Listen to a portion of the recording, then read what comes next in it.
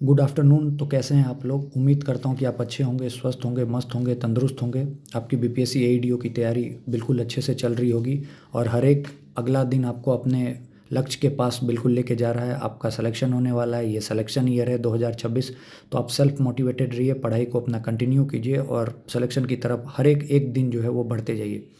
तो उम्मीद करता हूँ कि कल वाला लेक्चर जो है आपको अच्छे से समझ में आया होगा। कल वाले लेक्चर में हम लोगों ने प्रेसिडेंट को देखा था, प्रेसिडेंट तक देखा था, फंडामेंटल राइट्स की बात करी थी, फिर डीपीएसपी की बात की थी और कुछ इंपॉर्टेंट कंसेप्ट्स देखा था। तो आइए कुछ कुछ कंसेप्ट जो मैं आपसे एक बार क्वेश्चन के फॉर्म में पूछता हूँ, अगर आपको याद होगा तो आप कमेंट में ज़रूर बताइएगा।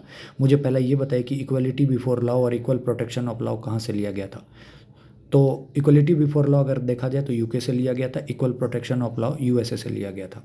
फिर दूसरा क्वेश्चन मैं आपसे ये पूछता हूँ कि प्रेसिडेंट के इम्पीचमेंट में कौन से आर्टिकल्स में कौन से आर्टिकल में इम्पीचमेंट ऑफ प्रेसिडेंट मेंशन्ड है और इम्पीचमेंट ऑफ प्रेसिडेंट में कौन कौन पार्टिसिपेट कर सकते हैं। ठीक है। तीसरा चीज़ ये बताना है कि अगर इम्पीचमेंट करना है मुझे प्रेसिडेंट का, तो किस हाउस से जो है रिजोल्यूशन जो है वो पास होना चाहिए और कितने दिन तक, मतलब कितना दिन का जो है टाइम वो प्रेसिडेंट को मिलेगा। ठीक है। तो ये सब कुछ कंसेप्चुअल क्वेश्चन है जो कि मैं आपके सामने रख रहा हूँ। अगर आप मुझे सुन पा रहे हैं तो आप ज़रूर कमेंट में बताइए या फिर अपने मतलब मन में आंसर खोज लीजिए कि आपको आता है या नहीं आता है। ठीक है। अब आगे बढ़ते हैं, आज का लेक्चर को स्टार्ट करते हैं।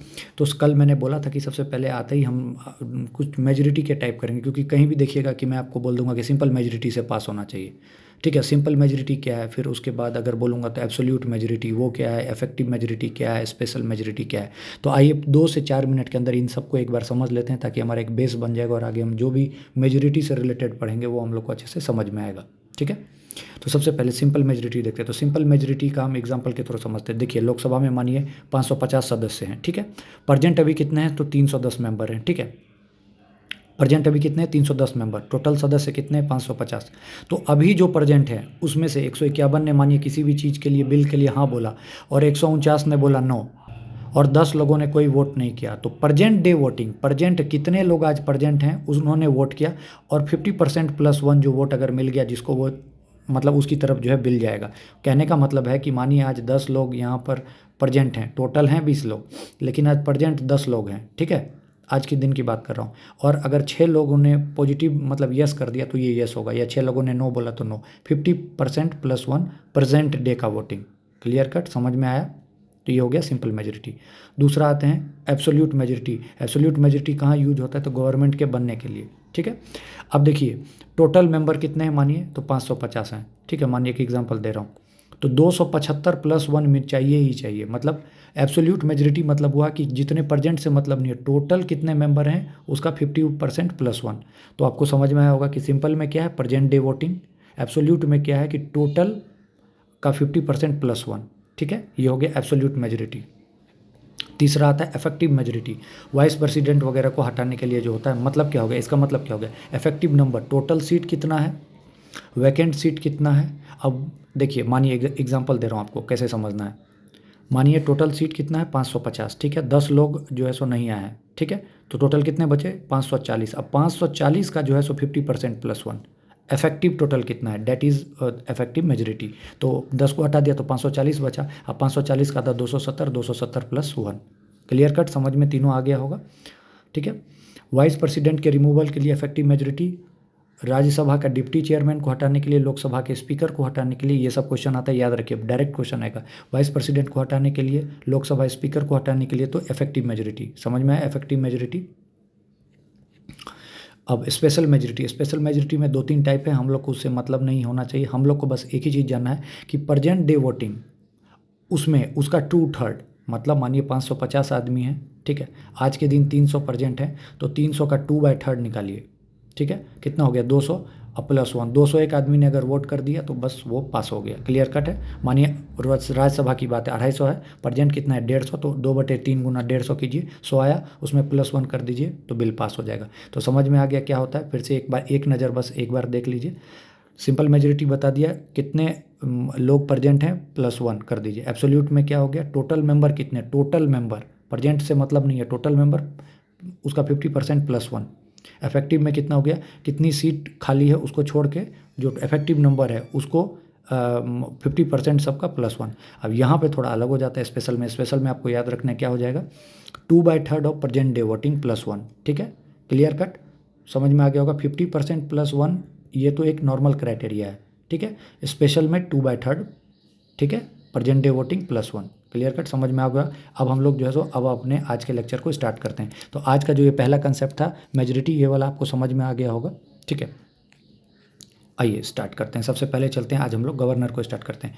तो गवर्नर की अपॉइंटमेंट प्रोसेस आपको पता है कहाँ से हम लोगों ने लिया था, तो कनाडा से लिया था। ठीक है, इनका टेन्योर कितना होता है, 5 ईयर का, कितने, 5 साल का। और ये कंसेप्ट कहाँ से है गवर्नर का, तो गवर्नमेंट ऑफ इंडिया एक्ट 1935। अब यहीं पर आपको समझ में आ जाना चाहिए कि मैंने आपको 3 बताया, एक 1919 वाला बताया, एक 1909 वाला बताया और एक 1935 का एक्ट बताया। 1900 एक्ट क्या बताता है, सेपरेट इलेक्टोरेट फॉर मुस्लिम। ठीक है, 1919 क्या बताया था, तो डायरकी कहाँ मिला था हम लोग को, पहली बार इंट्रोड्यूस किया गया था डायरकी कहाँ पे दिया गया था, प्रोविंस पे। वही 1935 का पूछेगा तो डायरकी कहाँ दिया गया है, सेंटर पे। याद है, इंपॉर्टेंट है, तीनों आपस में मैच द फॉलोइंग में देके आपसे कंसेप्चुअली पूछा जा सकता है। ठीक है, तो यहाँ पे हमें पहला ही चीज़ मिला कि गवर्नर का अपॉइंटमेंट प्रोसेस कहाँ से, कनाडा से। गवर्नमेंट का टर्म 5 साल का।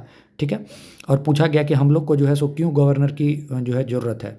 तो देखिए अपना, चूँकि अपना जो कॉन्स्टिट्यूशन क्या है, क्वासी फेडरल है। ठीक है, सेंटर के पास क्या है, पावर भी है, रिस्पॉन्सिबिलिटी भी है। तो सेंटर जो है सो भारत को, जो वर्ड यूज किया गया था अपने प्रियम्बल में भारत, तो उसको जो प्रोटेक्ट करना है तो दोनों लेवल पे करना है, एक्सटर्नल लेवल पे भी, इंटरनल लेवल पे भी। तो एक्सटर्नल लेवल पे जो आर्म फोर्स है वो तो पूरे टोटली सेंटर के अंडर में है, लेकिन इंटरनल लेवल पे अगर उसको हम लोग प्रोटेक्ट करना है तो उसके लिए कि स्टेट का कोई ना कोई मालिक होगा, वही स्टेट का मालिक कहलाता है गवर्नर। क्लियर कट, समझ में आया। सेंटर के पास पावर और रिस्पॉन्सिबिलिटी है। सेंटर का क्या काम है, पूरे इंडिया को बचाना। इंडिया को एक्सटर्नली लेवल पर तो आर्म फोर्स से बचा सकता है, मतलब आर्म फोर्स को कंस्टिट्यूट करके, तो वो सेंटर के पास है। लेकिन इंटरनल लेवल पे एक एक जगह पर सेंटर नहीं काम कर सकता है। तो इसीलिए जो है सेंटर जो है अपने इंटरनल लेवल पे, जिसको कि स्टेट लेवल पे जो बोलेंगे, किसी न किसी को मालिक बनाएगा, उसी मालिक को बोलते हैं गवर्नर। ठीक है, governor acts as a bridge between centre and state. बिल्कुल फटाफट देखते जाइए गवर्नर के बारे में आपको कौन से आर्टिकल में मिलेगा, तो आर्टिकल 153 से 167 के बारे में मिलेगा। ठीक है, स्टेट का एग्जीक्यूटिव होता है। ठीक है, गवर्नर सीएम को जो है सो सीएम को राय देता है और काउंसिल ऑफ मिनिस्टर के साथ मिलकर काम करता है। गवर्नर को ही हम chief executive head of the state बोल सकते हैं। जैसे देखिए, देश का प्रेसिडेंट, स्टेट का गवर्नर, बस एकदम पैरेलल चलेगा। एक दो अंतर है, जैसे प्रेसिडेंट फांसी माफ़ कर सकता है, गवर्नर फांसी माफ़ नहीं कर सकता है। और भी 2-3 अंतर है, आप धीरे धीरे करके देखते जाइएगा, समझ में आता जाएगा। ठीक है, आगे चलते हैं। गवर्नर क्या है, नॉमिनल हेड है। आपको फिर मैंने बताया नॉमिनल हेड है, रियल हेड नहीं होता। रियल हेड बोलिएगा स्टेट का कौन है, सीएम। वहाँ कौन था, पीएम। ठीक है, वहाँ पर नॉमिनल हेड कौन था, प्रेसिडेंट। यहाँ पर कौन है, गवर्नर। तो एकदम बिल्कुल पुराने लेक्चर से कनेक्ट करते हुए चलेंगे, समझ में आएगा। अब एक फैक्ट है, सरोजनी नायडू फर्स्ट वुमन थी जो कि गवर्नर बनी थी इंडियन स्टेट की। कब बनी थी, उत्तर प्रदेश की बनी थी 1947 से 49 तक के लिए। ठीक है, गवर्नर को कौन अपॉइंट करता है, तो प्रेसिडेंट अपॉइंट करता है अपने by warrant under his seat. ठीक है, इनका कोई इलेक्शन नहीं होता है, कोई रिमूवल मेथड नहीं होता है। ठीक है, ये याद रखना है।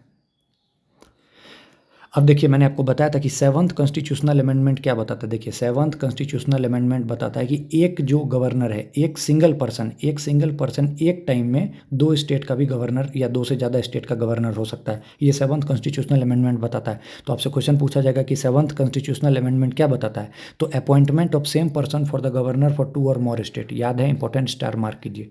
ए single person can be governor of single state और all state have their separate governor, but 7th Constitutional Amendment Act facilitated the appointment of the same person for of as a governor for 2 state or more state। मतलब कहने का मतलब है कि 7th Constitutional Amendment Act ये बोलता है कि एक सिंगल पर्सन जो है वो एक या एक से ज़्यादा स्टेट का गवर्नर हो सकता है। इंपॉर्टेंट है, याद रखिएगा। इसका इलेक्शन या अपॉइंटमेंट प्रोसेस कैसे होता है, ठीक है, ये इंडिपेंडेंट होता है, तो इसीलिए जो है सो किसी के अंडर में नहीं होता है। ठीक है, ये चीज़ याद रखना है। और इंडिया ने किस टाइप का गवर्नर जो है प्रोसेस अपनाया है, तो कैनेडियन मॉडल। ठीक है, याद रखना है। गवर्नमेंट ऑफ इंडिया एक्ट 1935 से उठा के लिया है, वही चीज़ मैंने यहाँ पे एलोबरेट करके लिखा है। 7th कॉन्स्टिट्यूशनल अमेंडमेंट से जो है सो एक आदमी जो है सो 2 या 2 से ज़्यादा स्टेट का गवर्नर बन सकता है। इसका सैलरी कौन डिटरमाइन करेगा, तो पार्लियामेंट करेगा। और इसका सैलरी वगैरह जो है सो कम नहीं किया जा सकता है जब तक वो ऑफिस में है। ठीक है, अगर फिर एक क्वेश्चन आपके मन में तुरंत आना चाहिए कि ठीक है भाई, आपने बताया कि एक गवर्नर जो है सो एक से ज़्यादा स्टेट का हो सकता है, तो भाई फिर इसको पैसा कौन देगा? मतलब इस स्टेट, ए स्टेट का है गवर्नर, ये बी स्टेट का है, सी स्टेट का है, तो क्या तीनों स्टेट से पैसा लेगा? नहीं। तो ये प्रेसिडेंट डिसाइड करेगा कि क्या शेयरिंग होगा इसका। ठीक है, क्लियर कट है। ये बाकी स्टेट, इस स्टेट से भी लेगा, इस स्टेट से भी लेगा, इस स्टेट से भी लेगा, लेकिन एक प्रॉपर शेयर है, ये कौन डिसाइड करेगा? प्रेसिडेंट। इंपॉर्टेंट है, ये चीज़ आपको अभी से पहले नहीं आता होगा, मेरा वादा है। ये आपने नया सीखा है, इसको तुरंत स्टार मार्क कीजिए। यूपीएससी का अगर आप पेपर देते तो उसमें भी पूछ सकता है, या फिर नया क्वेश्चन बना फ्रेम तो वहाँ मुंह खोल दीजिएगा, इसीलिए पढ़ के जाइए। ठीक है, अगला। ठीक है, कैग जो है, ये ऊपर वाला छोड़ दीजिए, मैं अभी आराम से बताऊंगा। कैग जो है, central auditor and auditor general, जिसको कि आप 148 नंबर आर्टिकल से जो है में जानते हैं, उसकी परिभाषा दी गई है। ये क्या करता है कि अपना रिपोर्ट जो है प्रेसिडेंट को भी सबमिट करता है। देखिए, कैग क्या होता है? कैग का काम होता है सेंट्रल ऑडिटर जनरल, पैसे का लेन देन, जो भी जैसे पूरे तरीके से जो भी मतलब गवर्नमेंट का जो भी पैसे का लेन देन होगा, ये सारा कुछ रिपोर्ट ये सबमिट करेगा। तो एक तो वो इसको प्रेसिडेंट को देना ही है कि देश में क्या है, और गवर्नर को भी देता है, क्योंकि आपके स्टेट का क्या सीन है वो गवर्नर को भी पता होना चाहिए, तो ये इसीलिए दोनों को रिपोर्ट करता है। तो आपको क्वेश्चन में फंसा दिया जाएगा कि CAG only submit it report to president, तो आंसर गलत है, दोनों को करता है। किसको? प्रेसिडेंट को और गवर्नर दोनों को। ठीक है, याद रखिएगा। अब इसका पावर क्या होता है? तो सेम जैसे एग्जीक्यूटिव लेजिस्लेटिव पावर था प्रेसिडेंट का, वैसे उसके लिए उसके पास जो प्रेसिडेंट का पावर था वो देश के लिए था, गवर्नर का पावर जो है वो स्टेट के लिए। ठीक है, कंप्लीट इम्यून है। ठीक है, इसको कोई किसी भी तरह के जवाबदेही के लिए रिस्पॉन्सिबल नहीं है, ये जब तक ऑफिस में अपना पूरा पावर का यूज़ कर सकता है। ठीक है, जितने भी एग्जीक्यूटिव हैं एक्शन है इसी के नाम पर स्टेट में लिए जाएंगे। प्रेसिडेंट के लिए पूरे देश में जितने भी एग्जीक्यूटिव थे, एक्शन थे, वो किसके नाम पर लिए जाएंगे? प्रेसिडेंट के नाम पर। ठीक है, ये रूल बनाएगा, कन्वीनियंट ट्रांजैक्शन करेगा, ताकि जो है स्टेट का जो बिजनेस वगैरह है अच्छे से चल पाए। हेड ऑफ द यूनिवर्सिटी, जैसे कोई वाइस चांसलर है, मानिए आप बिहार के हैं, बिहार के अंदर में मानिए भागलपुर एग्रीकल्चर कॉलेज है, मानिए पटना यूनिवर्सिटी है, तो उसका जो वाइस चांसलर है उसकी नियुक्ति कौन करेगा? ये करेगा कौन? आपका गवर्नर। ठीक है, पीसीएस वगैरह का जो चेयरमैन होता है, जो इससे पहले अतुल प्रसाद थे, अभी जो है मनु भाई हैं, उनको भी अपॉइंटमेंट कौन करेगा? ये गवर्नर करेगा। ठीक है, डिस्ट्रिक्ट जज का, स्टेट इलेक्शन कमिश्नर, सबका ये अपॉइंटमेंट कौन करेगा? गवर्नर। ठीक है, अब इनका लेजिस्लेटिव पावर, जैसे मैंने आपको बताया था कि पहला जो भी सत्र होगा, ठीक है, तो ये विधानसभा का, ठीक है, तो ये कौन करेंगे? आपको गवर्नर करेंगे। तो ये आपको दिमाग में बिल्कुल होना चाहिए कि स्टेट में आपका जो भी होगा वो सब कुछ में पहला सत्र में बुलाएंगे कौन? तो कौन बुलाएंगे? गवर्नर। तो वही चीज़ है, समन मतलब बुलाना, प्रोर्ग्यू मतलब सत्र को स्टार्ट करना, और डिसॉल्व विधानसभा, इसको कौन करेगा? आपका गवर्नर। ठीक है, दोनों हाउस को एड्रेस कर सकते हैं। ठीक है, फर्स्ट सेशन के स्टार्टिंग में वो रहेंगे, एक साथ सब कुछ काम करवा देंगे। ठीक है, जब भी नया सरकार बनेगा, मानिए नीतीश जी आए, ठीक है, नीतीश जी अभी पलट गए, कल को मानिए एक एग्जांपल देता हूँ, कल को फिर वो लालू जी के साथ चले गए, तो कल को सरकार नहीं बनेगी, तो फिर नीतीश कुमार जी जो आएंगे, तो पहला जो सेशन होगा आपका राज्यसभा में, ठीक है, विधानसभा में सॉरी, तो वहाँ पर जो है सो पहली बार जो है सो सेशन कौन लेंगे? गवर्नर। फिर वो जो है सो बाकी कहानी फिर धीरे धीरे अगले दिन से जैसे नॉर्मली चलती है स्पीकर के थ्रू वो चलेगी। तो ये चीज़ आपको याद रखना है, जब भी नया गवर्नमेंट बनती है तो सेंटर में कौन लेता है? प्रेसिडेंट, और स्टेट में कौन लेता है? गवर्नर। पहला सेशन इंपॉर्टेंट है, याद रखिएगा। मैंने आपको बताया था कि प्रेसिडेंट नॉमिनेट करता है 12 मेंबर, जो कि फिक्स है राज्यसभा का। गवर्नर किसको नॉमिनेट करता है? 1/6 member of the state legislative council from the, मतलब जिसके पास स्पेशल नॉलेज है, एक्सपीरियंस है, किसमें? लिटरेचर, साइंस और कोऑपरेटिव मूवमेंट में। तो ये 1/6 को स्टार मार्क कीजिए, आपको ये चीज़ पहले से नहीं आता होगा, इसको स्टार मार्क करके लिख लीजिए। ठीक है, अब मेंबर ऑफ स्टेट लेजिस्लेचर में किसको हटाना है, किसको नहीं हटाना है, ये उसके क्वेश्चन पे जो है सो इलेक्शन कमीशन से बात करके जो है निर्णय लेगा। जैसे मैंने आपको बताया था कौन से एमपीएम को हटाना है, नहीं हटाना है, ये प्रेसिडेंट डिसाइड करता है, किससे? इलेक्शन कमीशन आर्टिकल 324 से बात करके। वैसे ही गवर्नर भी जो है स्टेट में किसको रखना है, किसको हटाना है, ये किससे कंसल्ट करके ये डिसीजन लेगा? इलेक्शन कमीशन से। ठीक है, गवर्नर भी किसी तरह से आंसरेबल नहीं है, और इसके पास कंप्लीट इम्यूनिटी है ऑफिस में अपने, ये मैंने आपको बताया था, प्रेसिडेंट के भी पास सेम है। इसके पास वही फाइनेंशियल पावर जैसे उसके पास था, प्रेसिडेंट के पास मनी बिल के लिए रिकमेंड करेगा, ग्रांट वगैरह के लिए, एनुअल फाइनेंशियल स्टेटमेंट वही जिसको बजट बोलते हैं, विधानसभा देने से पहले इससे आपको अप्रूवल चाहिए। फाइनेंस कमीशन करेगा हर एक 5 साल के लिए। फाइनेंस कमीशन का आर्टिकल होता है आर्टिकल 280। वही अगर आपसे फाइनेंस बिल पूछेगा तो फाइनेंस बिल होता है 117। ठीक है, याद रखिएगा। यूनियन बजट जिसको कि बजट बोलते हैं वो कितना होता है? आर्टिकल 112। मनी बिल पूछेगा तो आर्टिकल 110। एकदम दिमाग चमकना चाहिए। ठीक है, कोई भी जरूरी पड़ गया आकस्मिक निधि, तो ये यहाँ से जो है एडवांस के लिए जो है सो अप्रूवल देगा। ठीक है, फिर उसके पार्डनिंग पावर, आप देखिए सेम चीज़ है, मैं आपको ज़्यादा इसमें टाइम नहीं लूँगा, सेम चीज़ है जो प्रेसिडेंट करता था, बट यही है कि ये आपको फांसी को नहीं रोक सकता, ठीक है, ये फांसी को रोक नहीं सकता है, बाकी सेम जैसे प्रेसिडेंट का था सेम चीज़ है, ठीक है, देख लीजिएगा आप इसको, एकदम नॉर्मल चीज़ है।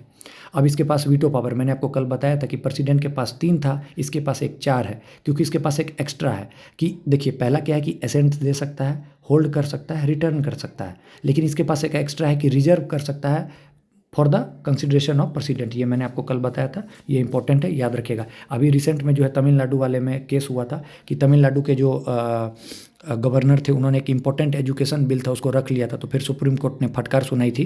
अब पहले क्या था कि ये रिजर्व जो करता है ये अनलिमिटेड टाइम के लिए था, पहले ये अनलिमिटेड टाइम के लिए था, अब इसको हटा के जो है इन्होंने 3 महीना जो है रख दिया, 90 डेज के लिए आप इसको रिजर्व कर सकते हैं। तो प्रेसिडेंट का जो है सो आपको पावर बता दिया, वीटो पावर, अभी गवर्नर का वीटो पावर बता दिया, दोनों में क्या अंतर है बता दिया कि इनके पास एक अलग सा पावर होता है गवर्नर के पास, वो बिल को रिजर्व कर सकते हैं, जबकि प्रेसिडेंट के पास ऐसा कोई पावर नहीं होता क्योंकि वो खुद प्रेसिडेंट है। तो फिर से बता देता हूँ, वीटो पावर ऑफ गवर्नर क्या क्या है, वो बिल के लिए एसेंट दे सकते हैं, उसको रोक के रख सकते हैं, रिटर्न कर सकते हैं जब अगर ये मनी बिल नहीं है, ठीक है, क्लियर कट समझ में आ गया होगा। आर्टिकल 361, अभी तक जो इतना हम लोग चिल्ला चिल्ला रहे थे कि गवर्नर और प्रेसिडेंट किसी भी तरह के जवाब देने के लिए ज़रूरी वो नहीं समझेंगे, अगर वो ऑफिस में है उन पर किसी भी तरह का कोई मतलब वो नहीं हो सकता है जब तक वो ऑफिस में, तो वही अनआंसरेबल जो है ये आर्टिकल 361 में लिखा है, इंपॉर्टेंट है, स्टार मार्क कर लीजिएगा, ये आपको नहीं आता होगा, ठीक है। तो आज का चौथा पॉइंट था जो आपको नहीं आता होगा। वो पार्डन कर सकते हैं कि अगर स्टेट रिलेटेड जो है रूल है उसको वायलेट किया गया है, तभी बस पार्डन कर सकते हैं, ठीक है। अगला, अब वेरियस कमीशंस आए, उन्होंने बोला कि गवर्नर को जनरली 5 साल के लिए नहीं रखा जाता है, क्यों नहीं रखा जाता है, रखा जाना चाहिए, क्यों नहीं रखा जाता, उस पर बात हुई। तो मैं आपको ये बताता हूँ, देखिए गवर्नर क्या है, डायरेक्टली इलेक्टेड होके तो आया नहीं है, ठीक है, इनडायरेक्टली आया है। तो अगर वही बोला जाता है कि अगर इनको हम रखेंगे, मानिए 5 साल के लिए रख दिए, तो कल को ये अगर अपना मनमानी करने लग गया, ठीक है, फिर एक क्वेश्चन उठता है कि गवर्नर को आप उससे वो लेके आइए, क्या कहते हैं, डायरेक्ट इलेक्ट करके लाइए, तो भाई फिर भी तो ये अपना जो डोमिनेंसी दिखाना शुरू कर सकता है, ये बोलेगा हम इलेक्ट होके आए, ये सीएम को काम करने नहीं देगा क्योंकि उससे ऊपर हो जाएगा। तो आप समझ रहे हैं कि मैं क्या बोलना चाह रहा हूँ। तो इसीलिए जो है सो एक सीएम अलग है, वो इलेक्ट होके आता है, और गवर्नर जो है वो डायरेक्ट आता है, इनडायरेक्ट आता है। तो आपको समझ में आ रहा होगा कि इसको क्यों, अगर ये पूरे तरीके से तानाशाही कर सकता है तो इसीलिए हम इसको जो है सो 5 ईयर के लिए नहीं रखते, जब हमको लगता है तो हम इसको चेंज करते रहते हैं। यही क्वेश्चन पूछा गया था। सरकारिया कमीशन ने बोला कि गवर्नर जो है मस्ट नॉट बी रिमूव्ड, 5 साल से पहले इसको नहीं हटाना चाहिए, इसको कंप्लीट करना चाहिए, ये बोला था सरकारिया कमीशन ने, ठीक है। सरकारिया कमीशन एक जगह और आप पढ़िएगा, centre state relation 263 number article में। फिर आता वेंकट चलैया कमीशन, इन्होंने बोला था कि गवर्नर को जो 5 साल पूरा टर्म इसको कंप्लीट करना चाहिए, ठीक है। फिर एक पंची कमीशन आया था, उन्होंने बोला था कि ये जो फ्रेज है during the pleasure of the president, मतलब क्या है कि जब भी गवर्नर का जो अपॉइंटमेंट होता है ना और उनसे उनके बारे में बोला जाता है तो ये वर्ड जरूर डाल दिया जाता है कि प्लीजर ऑफ द प्रेसिडेंट, जब तक प्रेसिडेंट का मन है या प्रेसिडेंट की चाह है, तो ये वर्ड को डिलीट कर देना चाहिए, ऐसा पंची कमीशन ने बोला। उनके अकॉर्डिंग ये था कि ऐसा थोड़ी है कि प्रेसिडेंट जब तक चाहेंगे तब तक ही ये रहेगा, तो ये वर्ड को यहाँ हटा देना चाहिए, ये इन्होंने पंची कमीशन ने बात की। तो कल को अगर आपको स्टेटमेंट वाले क्वेश्चन में फंसाएगा तो वो फंसा सकता है। ये लक्ष्मीकांत की लाइन है कि during the pleasure of the president, ये वर्ड किसने बोला था, तो पंची कमीशन ने बोला, P for pleasure, P for Punchhi commission. और ये लोग ये तीनों जो हैं, सरकारिया, पंची और वेंकट चल्ला, इन तीनों ने एक ही चीज़ बोला था कि गवर्नर को 5 साल पूरे कर देने चाहिए, मतलब इनको काम करने के लिए देना चाहिए, ठीक है। समझ में आ गया होगा गवर्नर। अब अगले में चलते हैं, वाइस प्रेसिडेंट, ठीक है। वाइस प्रेसिडेंट क्या होता है, तो आपको पता है कि परमानेंट मेंबर होता है किसका, राज्यसभा का, इनका 5 ईयर का टर्म होता है, ठीक है। ये कब सेलेक्ट किया जाएगा कोई भी पर्सन वाइस प्रेसिडेंट, जब वो सिटीजन ऑफ इंडिया होगा, उसका एज 35 साल होगा, वो इलेक्शन वगैरह के लिए, काउंसिल ऑफ स्टेट, राज्यसभा के इलेक्शन के लिए क्वालिफाई होगा, और उसके कोई प्रॉफिट नहीं होगा अंडर गवर्नमेंट ऑफ इंडिया, मतलब वो इधर उधर से किसी और जगह से पैसा वगैरह नहीं पा रहा होगा, ठीक है। इसका इलेक्शन कैसे होता है, तो राज्यसभा और लोकसभा के सारे मेंबर रहते हैं, ठीक है। और एक वर्ड जो यूज किया जाता है, सिंगल ट्रांसफरेबल वोट, ठीक है, सिंगल वोटिंग के थ्रू होता है, ठीक है, सीक्रेट बैलेट से होता है, ठीक है, याद रखिएगा, इंपॉर्टेंट है वाइस प्रेसिडेंट का इलेक्शन, ठीक है। और इलेक्टोरल कॉलेज होता है, ये 3 चीज़ याद रखना। तो वाइस प्रेसिडेंट का इलेक्शन पूछेगा, क्या बोलेगा, बोथ मेंबर होंगे, लोकसभा के, राज्यसभा के, ठीक है, इलेक्टोरल मेंबर चुने हुए, और यहाँ से बोलिएगा कि सिंगल ट्रांसफरेबल वोटिंग से होगा, ठीक है, clear cut. Electoral college to be elect a person of the office of vice president consist of all member of both house of parliament, ठीक है, याद रखिएगा, इंपॉर्टेंट है, पूछा जाता है। प्रेसिडेंट को ओथ कौन दिलाता है, मैंने बताया था chief justice of India. Vice president को कौन दिलाएगा, तो प्रेसिडेंट। ठीक है, अब एक चीज़, वही चीज़ मैं आपको बता रहा हूँ, बार बार ध्यान रखिएगा। प्रेसिडेंट को ओथ कौन दिलाता है, chief justice of India. Vice president को कौन दिलाएगा, प्रेसिडेंट। प्रेसिडेंट सबसे ऊपर है तो प्रेसिडेंट को तो कोई और ही दिलाएगा, तो ये सीजीआई, और इससे नीचे जो भी होगा सबको प्रेसिडेंट। ठीक है, समझ में आएगा। स्टेट वाला चीज़ पूछेगा तो उसको कौन ओथ दिलाएगा, तो गवर्नर। ठीक, इसका रिमूवल कोई रीज़न नहीं, इफेक्टिव मेजोरिटी से।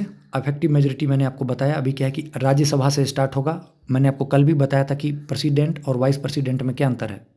प्रेसिडेंट में जो है कहीं से भी, लोकसभा हो या राज्यसभा, कहीं से भी इनिशिएट किया जा सकता है, 14 दिन का टाइम दिया जाएगा, फिर बाद में जाके से 2/3 से जो है हटाया जाएगा। जबकि वाइस प्रेसिडेंट में क्या है, ये कहाँ का परमानेंट मेंबर है, राज्यसभा का, इसलिए इनिशिएशन कहाँ से होगा, राज्यसभा से होगा। और कौन सी मेजोरिटी से, इफेक्टिव मेजोरिटी, अभी आपको मैंने पढ़ाया था।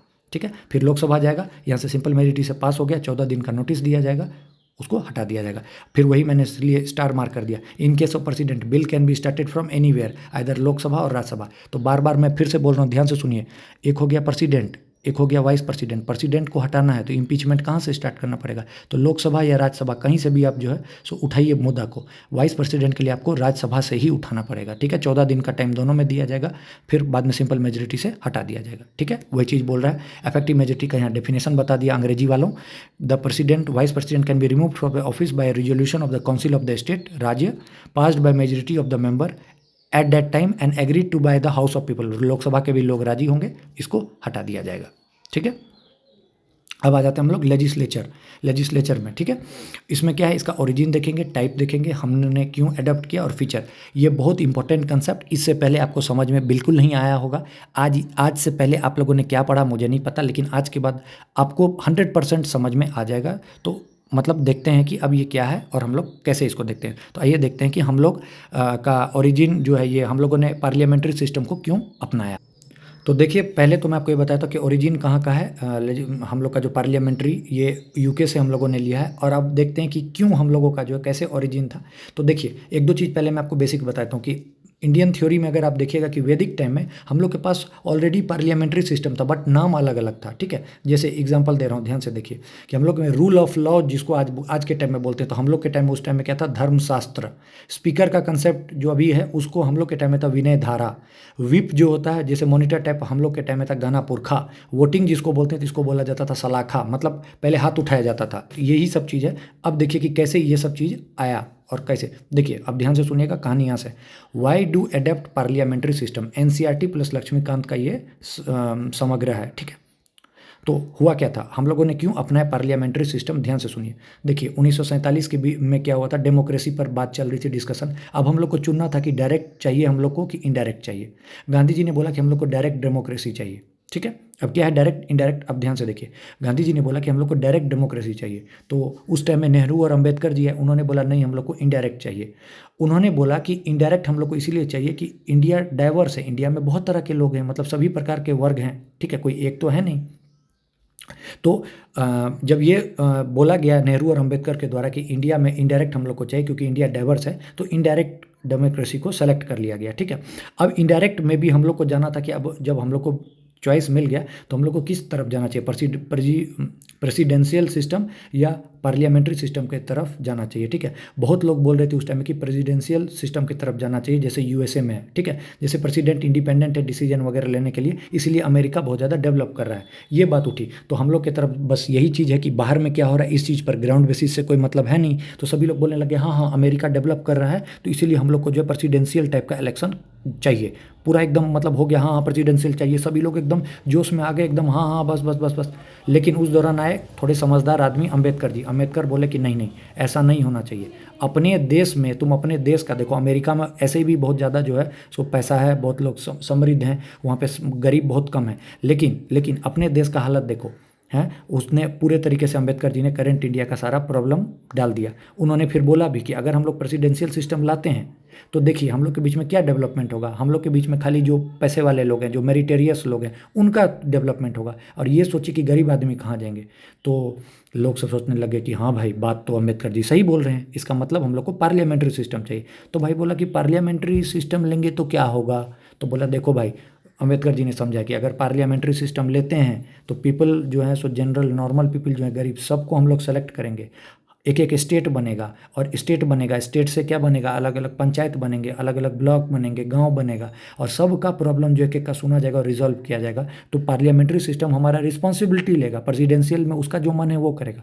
तब सब कुछ बोले अच्छा ये बात है। बोले अगर हमारा नहीं सुनेगा बात तो हम लोग क्या करेंगे? तो बोले ठीक है, अगर तुम्हारा बात नहीं सुनेंगे तो तुम्हारे जो पंचायत का मुखिया है उसको हटा देना, तुम अपने अगली बार जो है सो अपना मुख्यमंत्री बदल देना। तब लोग को समझ में आया कि अच्छा अच्छा पार्लियामेंट्री सिस्टम में मतलब बदलाव कभी भी किया जा सकता है। तो तब वो लोग तैयार हुए, खुशी मनाया गया, बोले ठीक है। तब अम्बेडकर जी ने उन लोग को समझाया कि हम लोग जो गरीब हैं, हम लोग के लिए डेमोक्रेटिक सिस्टम अगर दो मतलब सेटिस्फाई करेगा दो कंडीशन को तो हम लोग मान लेंगे, एक है स्टेबिलिटी, दूसरा है रिस्पॉन्सिबिलिटी। इसीलिए हम लोगों ने पार्लियामेंट्री सिस्टम अपनाया, ना कि प्रेसिडेंशियल। क्लियर कट समझ में आया होगा, चमका, समझ में आया, कॉमन मैन से जुड़ा था, फिर से देख लीजिएगा एक बार, ठीक है। आइए अब आते हैं स्ट्रक्चर ऑफ पार्लियामेंट। अब हम लोग क्यों पढ़ते हैं पार्लियामेंट्री सिस्टम, समझ में आ गया होगा ज़िंदगी में पहली बार। बोलिएगा अगर समझ में आया होगा तो यस जरूर बोलिएगा कि हाँ भाई पहली बार सच में समझ में आया, ठीक है। अब स्ट्रक्चर ऑफ पार्लियामेंट देखेंगे तो पार्लियामेंट के बारे में कहाँ 79 से 122 तक दिया है पार्ट 5 में, ठीक है। आपको ये सब चीज़ पता होना चाहिए, ठीक है। इंडिया का जो पार्लियामेंट है उसमें क्या क्या है, प्रेसिडेंट है, दो हाउस है, राज्यसभा और लोकसभा, ठीक है। लोकसभा, राज्यसभा और प्रेसिडेंट, ठीक है, तीन चीज़ याद होना चाहिए। अब ये सब चीज़ बेसिक है, आपको पता होना चाहिए कि पार्लियामेंट ऑफ इंडिया में काउंसिल ऑफ स्टेट है जिसको कि राज्यसभा कहते हैं, हाउस ऑफ पीपल है जिसको कि लोकसभा कहते हैं, इसमें मतलब 250 से ज़्यादा नहीं, इसमें 545 से ज़्यादा नहीं, ठीक है। ये सब चीज़, इसको 12 लोगों को नॉमिनेट करता है प्रेसिडेंट, ठीक है। यहाँ पे आपको पता है सारा कुछ, ये सब चीज़ आपको एकदम बेसिक है, ये सब चीज़ आपको पता होगा, ठीक है। अब आइए राज्यसभा। राज्यसभा परमानेंट हाउस होता है, क्यों? क्योंकि इसको डिसॉल्व नहीं किया जाता है, तो इसलिए इंपॉर्टेंट है। Rajya Sabha is called permanent house, star mark कीजिए, Rajya Sabha is called permanent house because it can not be dissolve. अब ये किसके बेसिस पर राज्यसभा बना था? तो किसके रिपोर्ट पर? तो मॉन्टेग कैम्सफोर्ड रिपोर्ट 1918 का, ठीक है। और फाइनली कब आया था? 1919 में आया था, मॉन्टफॉर्म रिफॉर्म जिसको बोलते हैं, ठीक है, याद रखिएगा। गवर्नर जनरल जो है इसके में एक्स ऑफिसियो प्रेसिडेंट उस टाइम में हुआ करते थे, ठीक है। वार वगैरह को जब उस टाइम में चल रहा था तो एक निर्णय लिया गया कि क्यों ना राज्यसभा को जो है सो परमानेंट बना दिया जाए, ठीक है। ये सब चीज़ उस टाइम में किया गया था, तो इसलिए जो है आपको ये मॉन्टफॉर्म रिफॉर्म पे बेस्ड है, ठीक है। आरपीए एक्ट जो बताता है 1951, वो बताता है कि आरपीए एक्ट 1951 की राज्यसभा का जो टेन्योर है वो 6 साल है, ठीक है। लोगों का टेन्योर नहीं है, ठीक है, राज्यसभा का टेन्योर है, बस ये चीज़ ये बताता है। और राज्यसभा के बारे में आपको पता है कि इसकी कितनी सीट होगी स्टेट और यूटी में, ये 4th शेड्यूल जो है हम लोग को बताता है। तो देखिए अभी तक मैंने शेड्यूल वगैरह नहीं पढ़ा है, बट आपको यहाँ से एक शेड्यूल तो पक्का हो गया कि 4th शेड्यूल क्या बताता है, सीट एलोकेशन ऑफ राज्यसभा, ठीक है। तो यहीं से अपना एक नोट कर लीजिएगा, ठीक है। कैसे इलेक्शन होता है? तो वही सिंगल ट्रांसफरेबल वोट के द्वारा, ठीक है। इसका टाइम पीरियड कितना होता है? 6 ईयर्स। क्लियर कट समझ में आ रहा होगा, ठीक है। अब कॉन्स्टिट्यूशन क्या बोलता है कि टाइम पीरियड ऑफ राज्यसभा जो है सो डिफाइंड नहीं है, लेकिन आरपीए बोलता है, ठीक है। आरपीए एक्ट ये बोलता है कि राज्यसभा का टाइम पीरियड 6 साल है। ये चीज़ इंपॉर्टेंट है, इसको दिमाग में डाल लीजिएगा, बहुत इंपॉर्टेंट, याद रखेगा। और राज्यसभा में होता क्या है कि राज्यसभा के जो 1/3 मेंबर हैं वो हर एक 2 साल पे रिटायर होते हैं। ये वीआईपी लाइन है, इसको स्टार मार्क कीजिए, इस स्टेटमेंट वाले में पूछेगा कि राज्यसभा के बारे में मैंने आपको बोला परमानेंट हाउस है, it can not be dissolve, ठीक है। दूसरा स्टेटमेंट 1/3 लोग जो हैं इसके मेंबर्स वो हर एक 2 साल पे रिटायर होते हैं, बहुत इंपॉर्टेंट, स्टार मार्क करके इसको लिख लीजिए, ये क्वेश्चन आएगा, छपेगा, ठीक है। उसके बाद आते हैं लोकसभा के बारे में। आपको पता है 80 और 81 के बारे में। आर्टिकल 80 क्या बताता है? Composition of Rajya Sabha. Composition of 81, article 81 क्या बताता है? Composition of Lok Sabha. तो दोनों इंपॉर्टेंट है, 80 राज्यसभा, 81 लोकसभा। बोलिए मेरे साथ, आर्टिकल 80 राज्यसभा, आर्टिकल 81 लोकसभा, ठीक है। ठीक है, स्टेट में 530, रिप्रेजेंटेटिव ऑफ यूटी 20, ठीक है, टोटल मेंबर 582, ठीक है। लोकसभा की बात कर रहा हूँ, ठीक है। अभी आपको पता है कि 104वां से 2 को जो था वो हटा दिया, ठीक है। 104वां कॉन्स्टिट्यूशनल अमेंडमेंट्स के तहत जो था एंग्लो इंडियन 2 को हटा दिया, यही चीज़ यहाँ पे बोला है। अब 61वां कॉन्स्टिट्यूशनल अमेंडमेंट परसों मैंने बताया था, तो यहीं पे आपको 2-4 याद करा देता हूँ। 61वां कॉन्स्टिट्यूशनल अमेंडमेंट एक्ट क्या बोलता है 1988 कि वोटिंग एज जो है 21 साल से 18 साल होना चाहिए, ठीक है, इंपॉर्टेंट है, याद रखिएगा। यहीं पर 2-4 जो है सो बता देता हूँ। CAA क्या और कौन कौन सा है? तो 73वां आपको पता होना चाहिए, पंचायती राज से रिलेटेड है। 73वां कॉन्स्टिट्यूशनल अमेंडमेंट। 74वां किससे रिलेटेड है? म्यूनसिपालिटी से है, म्यूनसिपालिटी से, ठीक है। उसके बाद 91 आपको किस चीज़ से रिलेटेड है? काउंसिल ऑफ मिनिस्टर से रिलेटेड है, 15% तक जो उनका सीट कम कर दिया गया है, ठीक। उसके बाद 69th आपको पता है कि दिल्ली को एनसीआर बनाया गया है, वो किसके तहत? 69 के तहत। फिर आपको 36वां पता है कि सिक्किम जो शहर बना है वो 1975 में, वो किससे? 36th अमेंडमेंट से। अभी हम लोगों ने पढ़ा है कि 7th constitutional amendment. 7th constitutional amendment क्या कहता है कि कोई भी गवर्नर एक से ज़्यादा स्टेट का हो सकता है, ठीक है। उसके बाद 92nd क्या बोलता है कि लैंग्वेज के बारे में बोलता है, बोडो, डोगरी, मैथिली, संथाली से जो है सो ऐड किया गया 92nd से। फिर उसके बाद अगर और आप देखिएगा तो आप 97 से क्या बोल सकते हैं? कोऑपरेटिव सोसाइटी के बारे में बोल सकते हैं, ठीक है। फिर उसके बाद 100वां आपको पता है इंडिया बांग्लादेश 100 बीघा कॉरिडोर। 101वां आपको पता है जीएसटी से रिलेटेड है। 104 नंबर आपको पता है कि अभी एंग्लो इंडियंस को रिमूव किया गया था। 103 आपको पता है ईडब्ल्यूएस से रिलेटेड है। 102 बैकवर्ड क्लास से रिलेटेड है। 101 जीएसटी से मैंने बता ही दिया। 106 आपको पता है वोमेन को 1/3 रिजर्वेशन। तो ऐसे याद होना चाहिए। देखिए मुझे भी याद है, बार बार बोल रहा हूँ, तो आप भी मेरे साथ बोलते रहिए, आपको याद होता जाएगा। कॉपी में लिख लीजिए 4 बार बस, ठीक है। समझ में आया होगा। वोटिंग एज 61वां से। अब आर्टिकल 84, ठीक है। अगर एमपी बनना है, किसी को एमपी बनना है तो उसके लिए क्या क्वालिफिकेशन होना चाहिए? तो देखिए यहीं पर मैं आपको बता देता हूँ कि अगर एमपी बनना है, ठीक है, राज्यसभा के लिए पहले चीज़ कंडीशन जो है 30 साल, लोकसभा के लिए जो है वो बनना है 25 साल, वही पंचायती राज वगैरह सब के लिए पूछेगा तो 21 साल, ठीक है। तो ये चीज़ याद रखिएगा, पंचायत वगैरह के लिए राज्यसभा 30 साल, लोकसभा 25 साल, अब 35 साल जो है प्रेसिडेंट वगैरह के लिए। ये क्वेश्चन आता है, दे देगा और 3 फिल इन द ब्लैंक्स दे देगा। लोकसभा के लिए तो 25 साल याद रखेगा, पंचायती राज वगैरह इलेक्शन लड़ने के लिए 21 साल याद रखेगा, ठीक है। और राज्यसभा के लिए तो 30 साल, ठीक है। इंपॉर्टेंट है, याद रखिएगा, बता दिया, ठीक है। अब क्या होना चाहिए इसके लिए? तो वो क्वालिफिकेशन वगैरह जो है सो पार्लियामेंट जो बना है उसके लिए जो है सो एमपी बनने के लिए सारा क्वालिफिकेशन होना चाहिए जो पार्लियामेंट ने का मिनिमम वो होता है, ठीक है। उसके बाद अगर वो एससी या एसटी से है, किसी भी मतलब क्या कहते हैं यूनियन टेरिटरी में, ठीक है, तो भी उसको जो है सो मतलब ये मिल सकता है, ठीक है, रिजर्वेशन, ठीक है। अब सबसे इंपॉर्टेंट चीज़ आ जाती है, उसको हटाया कैसे जाएगा? तो मैंने आपको बताया था कि ठीक है 102, आर्टिकल नंबर 102, फिर पूछा जाएगा कि आर्टिकल 102 क्या बताता है? तो एंटी डिफेक्शन लॉ बोलते हैं इसको। क्या बोलते हैं? एंटी डिफेक्शन लॉ, ठीक है। कि कोई भी पर्सन या कोई भी एमपी जो है उसको हटाया जाएगा। कब कब कब हटाया जाएगा? तो if he hold any office of profit, मतलब इधर उधर से भी सरकार के अलावा भी कहीं से पैसा वो मतलब ले रहा है। अनसाउंड माइंड मतलब पागल हो गया है थोड़ा, ठीक है। उसका अनडिस्चार्ज इंसॉल्वेंट मतलब किसी भी तरह का दिवालिया टाइप हो गया है, मतलब कहीं जुआ तुआ में पैसा हार के पूरा अपना कर लिया, ठीक है। या फिर वो सिटीजन दूसरे स्टेट का जो है, फॉरेन या फिर कहीं और का जो है सो वो मतलब कंट्री का जो है वो अपने आप को बता दिया कि हम इस कंट्री में जा रहे हैं, तो भी उसका वो हटाया जा सकता है, ठीक है। एक इंपॉर्टेंट चीज़ जो आपको नहीं आता होगा वो चीज़ मैं बताता हूँ कि अगर कोई भी आदमी सेलेक्ट हो जाता है बोथ हाउस में, मानिए राज्यसभा लोकसभा का इलेक्शन और दोनों में वो सेलेक्ट हो गया, तो उसको जो है सो 10 दिन का टाइम मिलेगा। उसके अंदर में उसको बताना पड़ेगा कि वो किस मतलब हाउस में काम करेगा। अदरवाइज जो है सो उसका दोनों जो वो चला जाएगा कि कहीं कहीं का वो नहीं रहेगा। तो याद रखना कि अगर कोई भी एमपी है या फिर एमएलए मतलब कोई भी नेता है, अगर वो क्या अपर हाउस या लोअर हाउस कहीं भी सेलेक्ट होता है तो उसके पास 10 दिन का टाइम है। तो ये क्वेश्चन आपसे एमसीक्यू में पूछ सकता है कि उसके पास कितना दिन का टाइम? तो 10 दिन का टाइम, ठीक है।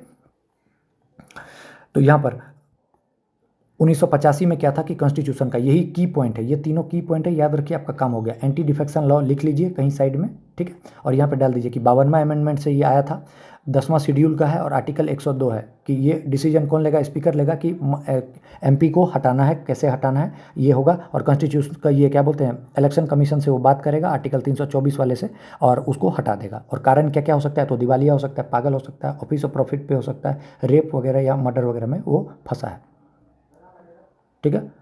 प्रिजाइडिंग ऑफिसर ऑफ पार्लियामेंट, कौन कौन जो है प्रिजाइड करता है, मतलब मेन जो मतलब कार्यकर्ता कौन काम करता है, जो काम करता है उसमें एक कौन आ जाता है? लोकसभा में प्रिजाइडिंग ऑफिसर होता है स्पीकर, राज्यसभा में होता है वाइस प्रेसिडेंट। ये चीज़ आपको पता होगा। अब स्पीकर ऑफ लोकसभा, ठीक है।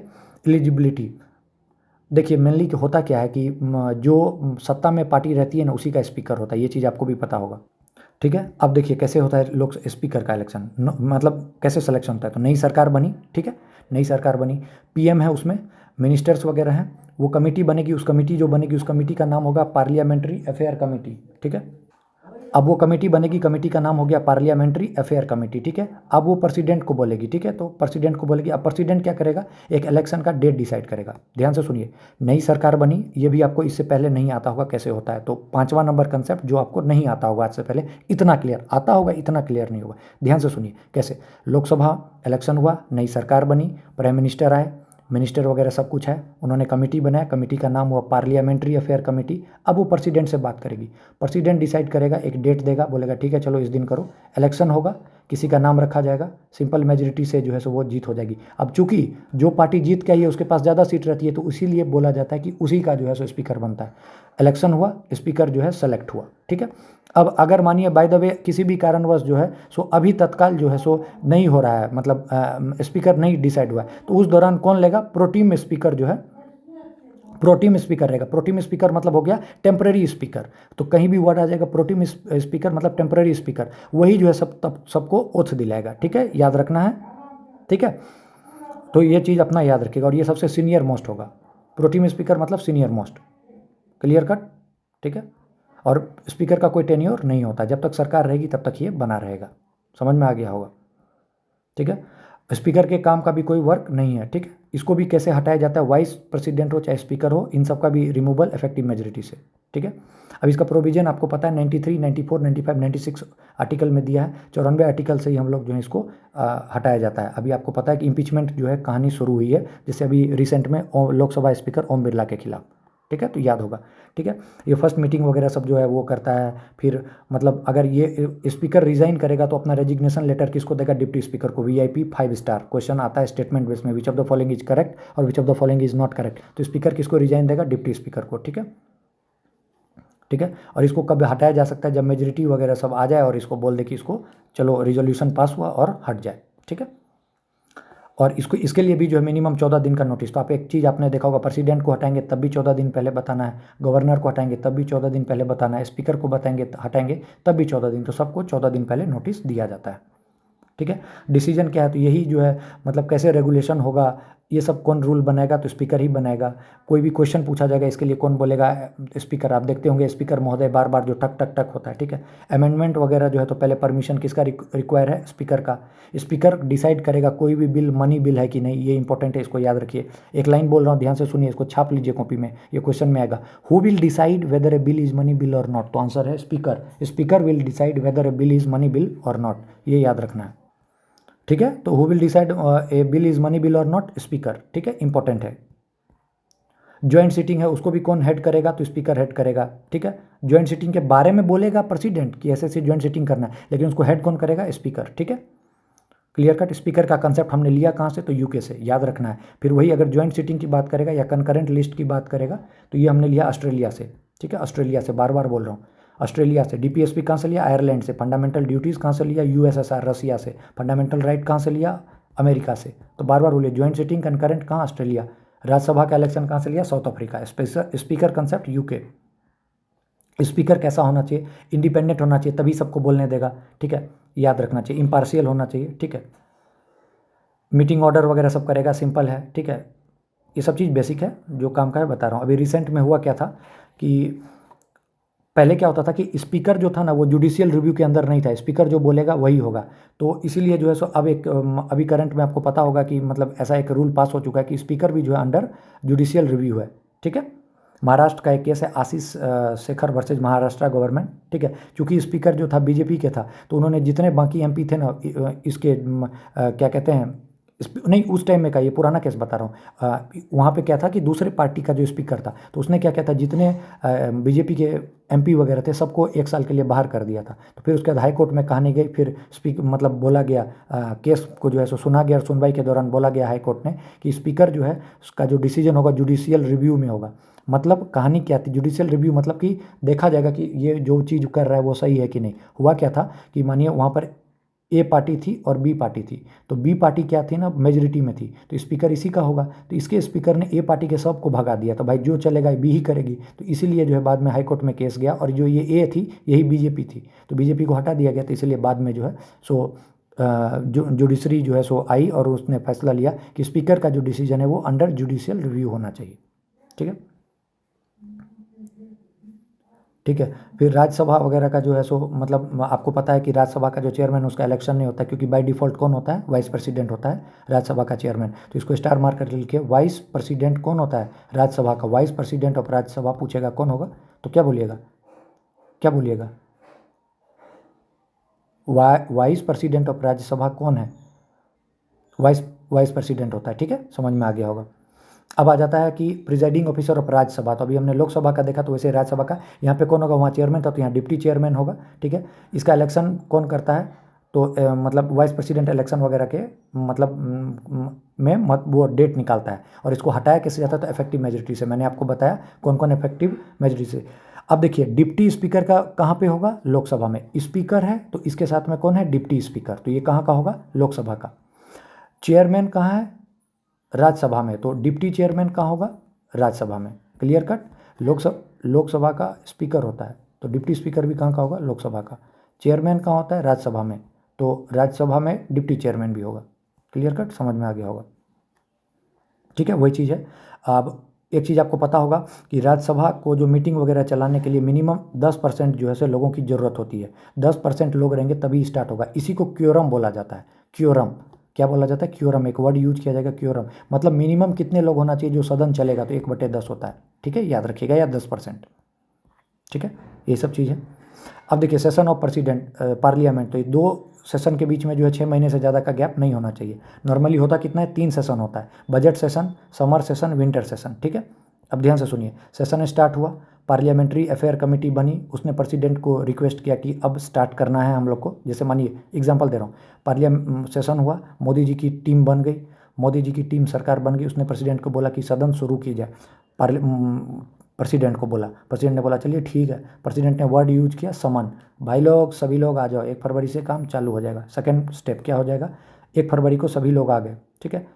अगर वायलेंस वगैरह किया मतलब विपक्षी नेता ने, तो एडजर्न कर दिया, कुछ घंटे के लिए या कुछ दिन के लिए हटा दिया, ठीक है। या फिर एडजर्न हो गया, साइन टाइम मतलब इंडेफिनिट टाइम के लिए। थर्ड स्टेप, 1 फरवरी को फिर से आए, तो अब लास्ट दिन जो होगा उस दिन बोल दिया जाएगा लास्ट में एक वर्ड साइने डाई, मतलब अब अनिश्चित काल के लिए हटा दिया जाएगा, ठीक है।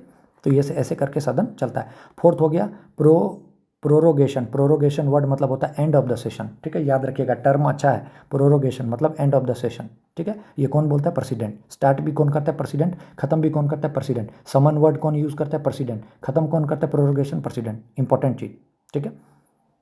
अब कंक्लूजन, सेशन कैसे होगा, समन होगा, पहले प्रेसिडेंट बुलाएगा, कैबिनेट कमेटी वगैरह पार्लियामेंट्री अफेयर कमेटी बनेगी, वो जाके बोलेगी प्रेसिडेंट साहब सबको बुलाइए ना। फिर प्रेसिडेंट समन वर्ड यूज करेंगे, समन करेंगे तो सभी लोग आ जाएंगे, एक पार्टिकुलर डेट होगा, काम चलेगा चलेगा। फिर लास्ट में क्या बोल देंगे, ये एडजर्न। एडजर्न हुआ मतलब टेम्पररी, कुछ घंटे के लिए, कुछ मिनट के लिए इसको बंद कर दिया गया। फिर जब लास्टली फाइनली साइने डाई बोल देंगे, मतलब अब ये कहानी खत्म होगी, प्रोरोगेशन हो गया।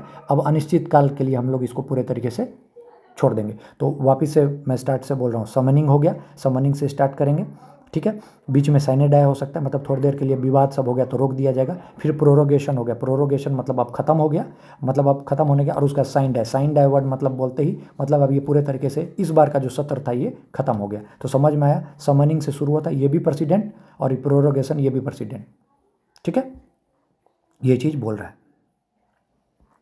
वोटिंग होता है, ठीक है, वॉइस वोटिंग भी होता है, काउंटिंग भी होता है, ऑटोमेटिक वोट रिकॉर्डर भी होता है, और लॉबीज में भी होता है, ठीक है। ये रूल बुक में लिखा हुआ है, एनसीईआरटी का है इसलिए मैंने यहाँ डाल दिया है, ठीक है। काउंटिंग मेनली किस चीज़ में होता है, तो कॉन्स्टिट्यूशनल अमेंडमेंट बिल में या डिस्प्यूट बिल में होता है, ठीक है, याद रखिएगा। अब हम लोग डिवाइसेज ऑफ पार्लियामेंट्री प्रोसीडिंग को देखेंगे, जिसके तहत कुछ हो, जैसे आपने सुना होगा कि क्वेश्चन आवर होता है, 0 आवर होता है, तो 0 आवर 12 से 1 जो होता है उसको 0 आवर होता है कहते हैं, ठीक है। 1 से 2 लंच होता है, और मेनली जो ये सेशन है 11 से 12 आते ही क्वेश्चन आवर होता है। तो ये सब चीज़ें भी इन लोग को हम लोग देखते हैं कि करके। एक होता है क्वेश्चन आवर, क्वेश्चन आवर में भी मतलब जिसमें क्वेश्चन वगैरह पूछे जाते हैं। तो स्टेड क्वेश्चन होता है, मतलब जिसका ओरली उनको जवाब देना है। तो ये होता क्या है कि 15-20 दिन पहले जिसको क्वेश्चन पूछना है वो स्पीकर के पास जो है सो एक चिट्ठी जाके दे देता है, और स्पीकर के पास रहता है। स्पीकर पार्टिकुलरली किसी मिनिस्टर जिनसे पूछना है उसके पास वो जाके दे देता है। अब वो स्पीकर जैसे ही उनको चिट्ठी देता है तो 15-20 दिन मतलब 15-20 दिन पहले स्पीकर के पास आता है। फिर उनके बाद डेट डिसाइड होता है कि किस दिन कौन सा क्वेश्चन का आंसर किस एमपी को देना है, ठीक है।